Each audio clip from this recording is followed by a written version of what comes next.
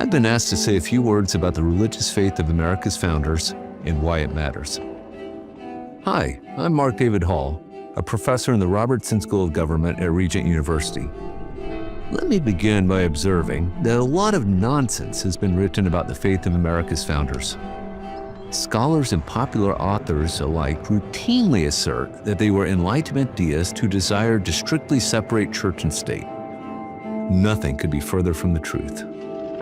On September 24, 1789, the House of Representatives approved what would become the First Amendment, an amendment that includes these important words: Congress shall make no law respecting an establishment of religion or prohibiting the free exercise thereof.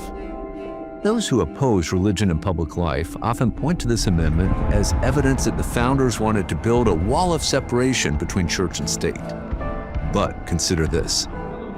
The day after the House approved the First Amendment, Elias Boudinot, who later became president of the American Bible Society, proposed that Congress ask President Washington to recommend a day of public thanksgiving and prayer.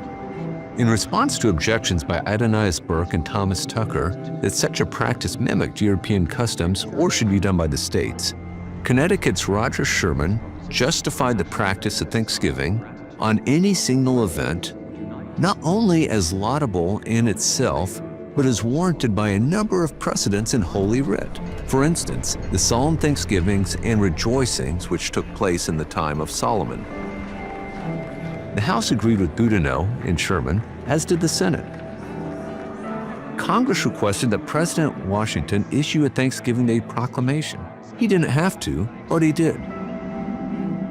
On October 3, 1789, Washington issued a proclamation designating Thursday, November 26 as a national day of prayer and thanksgiving.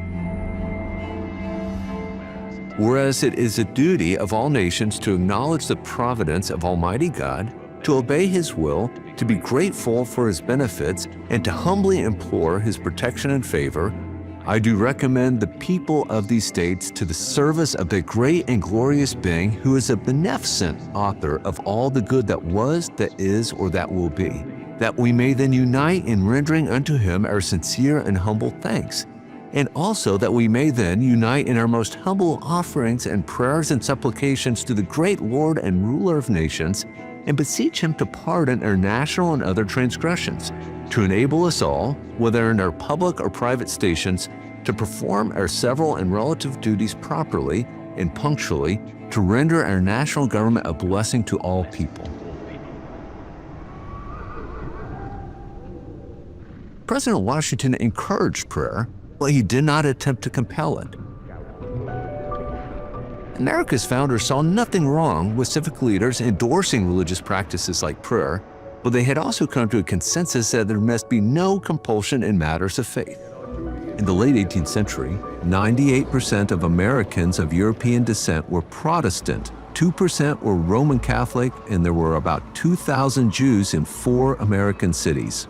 Although it is often claimed that many of the founders were deists, that label may be applied to only a handful of individuals. Now, Protestants are people of the book, that is, the Bible. So if faith was important to the founders, one would expect them to make significant use of the scriptures in their political writings. And they did. Donald Lutz conducted an impressive study of the pamphlets, articles, and books on political subjects in late 18th century America. The study found that the Bible was cited far more often than any other book, article, or pamphlet at the time.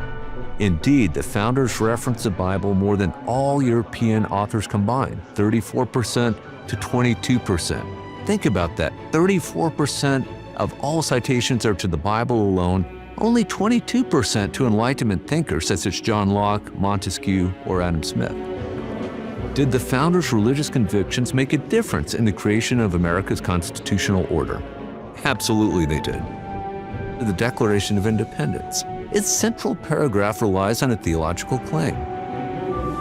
We hold these truths to be self-evident, that all men are created equal, that they are endowed by the Creator with certain unalienable rights, that among these are life, liberty, and the pursuit of happiness. For almost all of the founders, God is the source of natural rights, and it is a primary duty of government to protect these rights. Many Enlightenment thinkers in the era supported a strong centralized government run by experts. But America's founders would have nothing to do with this because they believed that humans are sinful. In Federalist 51, James Madison observed that if men were angels, no government would be necessary. If angels were to govern men, neither external nor internal controls on government would be necessary.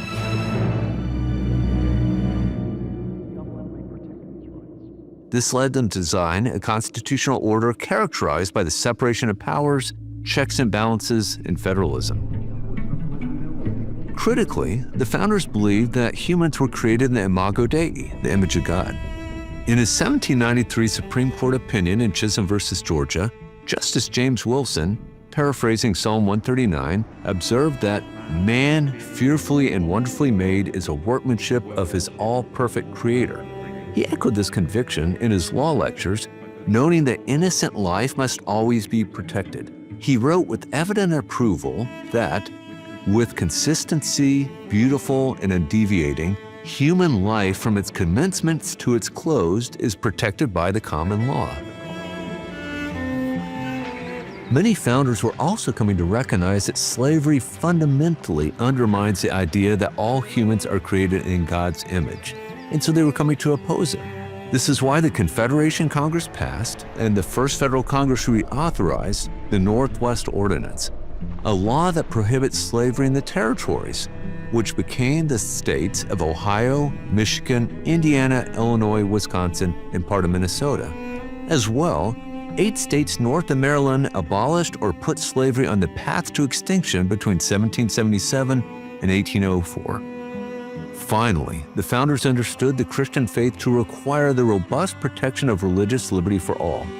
This is illustrated well by George Mason's draft of Article 16 of the Virginia Declaration of Rights, which reads, that as religion, or the duty which we owe to our divine and omnipotent Creator, and the manner of discharging it can be governed only by reason and conviction, not by force or violence, and therefore that all men should enjoy the fullest toleration in the exercise of religion according to the dictates of conscience, unpunished and unrestrained by the magistrate. Note how Mason's provision is grounded in the duty which we owe to our divine and omnipotent Creator. Now, this is not a bad provision, but James Madison, in his first significant public act, objected to the use of the word toleration in the article, believing that it implied that religious liberty was a grant from the state that could be revoked at will. The Virginia Convention agreed, and Article 16, which had a profound influence on subsequent state constitutions and the National Bill of Rights, was amended to remove the language of toleration to make it clear that the free exercise of religion is a right, not a privilege granted by the state. By the end of the Revolutionary era, every state constitution offered significant protection to religious liberty. The federal Constitution of 1787 did not have a religious liberty provision per se, but Article 6 prohibits religious tests for federal office. Now, some objected that this would allow non-Christians to be elected to federal office. Federalists conceded that this was the case, and many undoubtedly thought this outcome unlikely.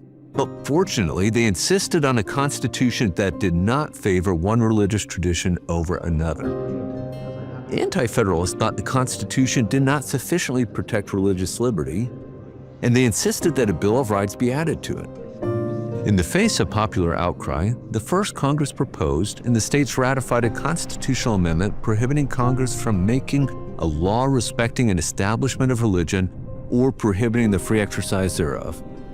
This provision clearly bans Congress from creating a national church, and it goes well beyond protecting the freedom of worship. It insists that citizens have the right to the free exercise of religion. Not only did the founders understand that religious liberty must be robustly protected, they recognized that religious convictions of all Americans must be carefully guarded. I already mentioned Article 6's prohibition on religious tests, but let me close by returning to President Washington. In 1790, he wrote a letter to the Hebrew congregation in Newport, Rhode Island. Keep in mind, there were only about 2,000 Jewish citizens in America, and they had little political or economic power. As a matter of principle, not politics, President Washington insisted that All citizens possess alike liberty and conscience and the immunities of citizenship. It is now no more that toleration is spoken of, as if it was by the indulgence of one class of people that another enjoyed the exercise of their inherent natural rights. For happily, the government of the United States, which gives to bigotry no sanction, to persecution no assistance, requires only that they who live under its protection should demean themselves as good citizens, in giving it on all occasions their effectual support. Like James Madison, Washington emphasized that Americans have moved beyond toleration to respecting the inherent natural right of all people to the free exercise of religion. Washington closed this letter with the following paragraph.